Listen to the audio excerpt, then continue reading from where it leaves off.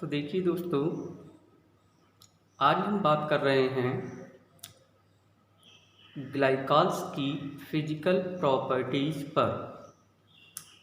Glycols की physical properties में पहला हमने बात लिखा है पॉइंट, इथाइलिन ग्लाइकॉल और other dihydric alcohol monohydric alcohols की तुलना में वाटर में अधिक सॉल्युबल होते हैं।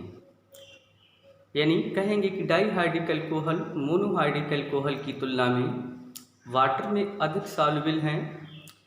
और फिर इनके मेल्टिंग पॉइंट और बॉइलिंग पॉइंट पर बात रखी गई है। तो बताया है कि इनके एमपी और बीपी मोनोहाइड्रिक एल्कोहल से अधिक होते हैं। फिर केमिकल प्रॉपर्टीज़ आप देखेंगे बहुत सिंपल सी हैं।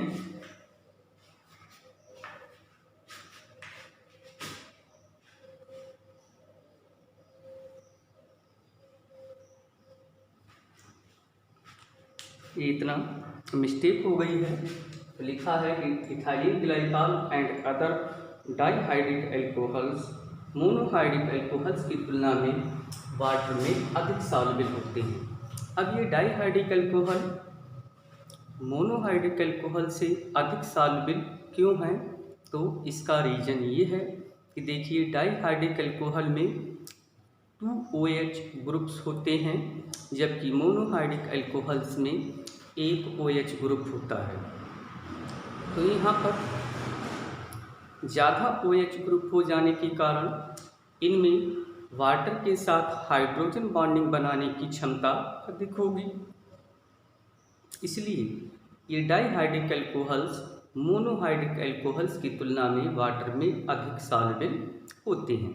और दूसरा पॉइंट है एमपी और बीपी, तो इनमें अधिक हाइड्रोजन बॉन्डिंग बनाने की क्षमता है, इसलिए इनके एमपी एंड बीपी भी हाई होते हैं। फिर आते हैं केमिकल प्रॉपर्टीज़ पर। तो हमने लिखा है यहाँ पर केमिकल प्रॉपर्टीज़ डाला है कि विसिनल ग्लाइकॉल्स की इम्पॉर्टेंट रिएक्शंस फॉलोइंग हैं। सबसे पहले सोडियम मेटल के साथ रिएक्शन है। जैसे आपने देखा था कि मोनोहाइड्रिक एल्कोहल ने भी अल्कली मेटल खास करके सोडियम पोटेशियम के साथ रिएक्ट किया था, रिएक्ट करके साल्ट बनाया था, हाइड्रोजन गैस रिलीज की थी, जो इनके एसिडिक कैरेक्टर को एक्सप्लेन कर रही थी।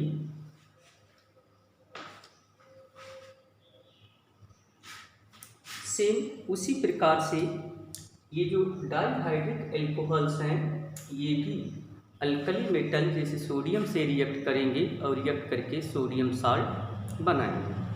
यहाँ पर जैसे सोडियम के साथ ये 2 स्टेज में रिएक्शन करता है। पहले लो टेम्परेचर 50 डिग्री सेल्सियस पर रिएक्शन करेगा, यहाँ का हाइड्रोजन हट जाएगा, हटने पर यहाँ सोडियम जुड़ेगा, ये मोनोसोडियम ग्लाइकोलेट बना।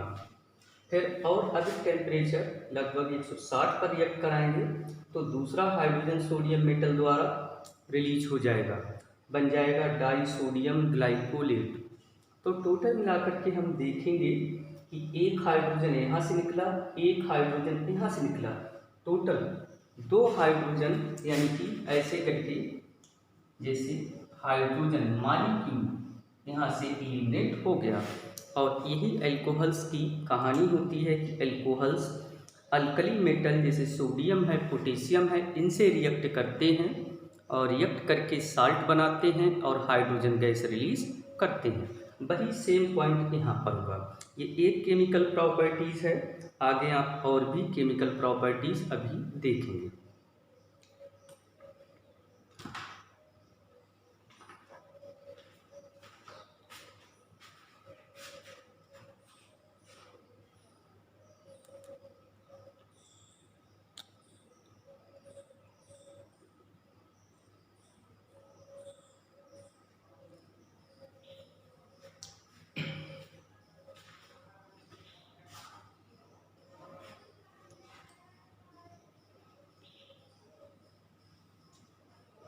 देखिए, अगली रिएक्शन है रिएक्शन विद PCl5, यानी PCl5 इसे हम पढ़ते हैं फास्फोरस पेंटाक्लोराइड। तो इसमें आप PCl5 के साथ रिएक्शन कराएंगे। ये यहाँ पे मिस्टेक है, 2 मॉलिक्यूल PCl5 के यहाँ पर ले लेंगे, 2 OH ग्रुप हटेंगे और यहाँ से क्लोरीन निकलेंगे जो यहाँ पर लिंक हो जाएंगे। ये लिंक हो गए इथाइलिन डाइक्लोराइड, बाकी 2 H और 2 क्लोरीन HCl, फिर बचेगा 2 मॉलिक्यूल PCl3 जो 2 ऑक्सीजन से रिएक्शन करके ये बना लेगा फास्फोराइड क्लोराइड। ऐसे ही रिएक्शन है HCl के साथ, अलग अलग टेम्परेचर पर रिएक्शन है। पहले 160 पर है, तब हमने यहाँ से OH, यहाँ से H2O निकाल दिया, जाकर के बन गया ये इथाइलिन क्लोरोहाइड्रेट। अगले HCl के साथ रिएक्शन 200 डिग्री सेल्सियस पर है, तब यहाँ से H, यहाँ से OH, H2O, क्लोरीन लिंक हो गया इथाइलिन डाइक्लोराइड। ये तीसरे नंबर की केमिकल रिएक्शन है। फिर अगला है चौथा नंबर ऑक्सीडेशन। ऑक्सीडेशन ग्लाइकॉल्स में कई प्रकार से है और ये इसका स्मॉल ए पॉइंट, पहला पॉइंट है 3 प्रकार से ग्लाइकॉल्स का ऑक्सीडेशन होता है। तो उसमें से पहला ऑक्सीडेशन है कि अगर हम KMnO4 के द्वारा ग्लाइकॉल को ऑक्सीडाइज कराते हैं तो फॉर्मिक एसिड का फॉर्मेशन होता है। ये बहुत सिंपल सी रिएक्शन है, आप बैलेंस कर लेंगे तो फॉर्मिक एसिड। बाकी ऑक्सीडेशन में ग्लाइकॉल की और भी रिएक्शन है और बहुत अच्छी रिएक्शन है जो शॉर्ट नोट में पूछी जाती है। ज़बरदस्त रिएक्शन है जिनको हम कल के लेक्चर में आपको दिखाएंगे। ठीक है, जब तक आप ये पॉइंट ए नोट करिए, कल का लेक्चर होगा उसमें ऑक्सीडेशन पढ़ाया जाएगा और उसी में पॉइंट बी और पॉइंट सी आएगा। तो कल हम ग्लाइकॉल्स की केमिकल प्रॉपर्टीज़ को कंप्लीट कर देंगे। ठीक, ओके, बाय।